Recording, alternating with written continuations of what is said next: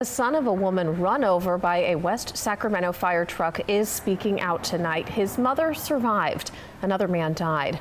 Thank you for joining us after the game. I'm Leanne Danier. This all happened around 11 o'clock yesterday morning along Jefferson Boulevard near Sacramento Avenue, while a West Sacramento firefighter was guiding a brush rig through a dirt trail.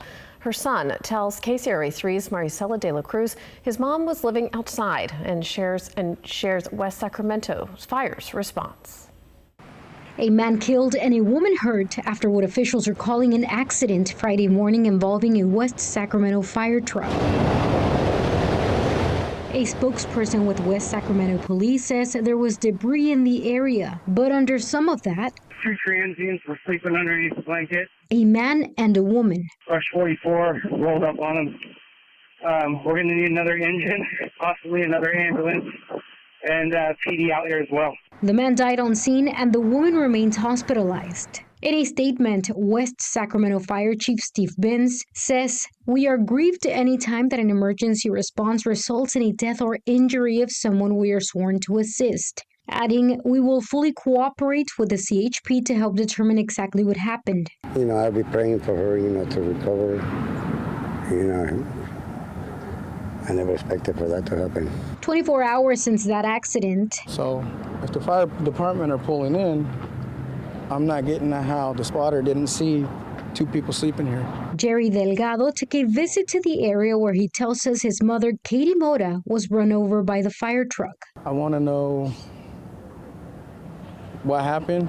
My family wants to know what happened. There was a tragic accident here. A life was taken. That's as worse as it gets. And I haven't heard back from anybody, haven't even heard from a doctor. Safe Ground Sacramento says there needs to be safe spaces for the unhoused. Streets are not designed for bedrooms.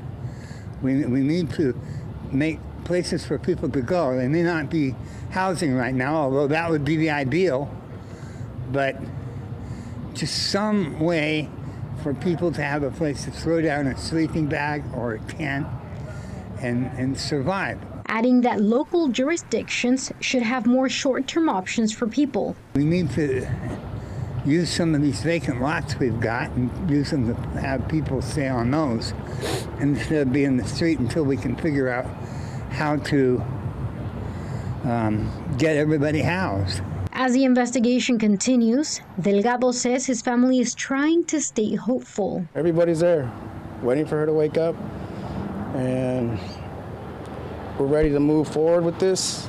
At this time, the identity of the man has not been released by the coroner's office. In West Sacramento, Maricela de la Cruz, KCRA 3 News. The city of West Sacramento has a homeless outreach program that's run through its police department. A spokesperson told us that their approach includes responding to illegal camping complaints, offering services, and clearing encampments.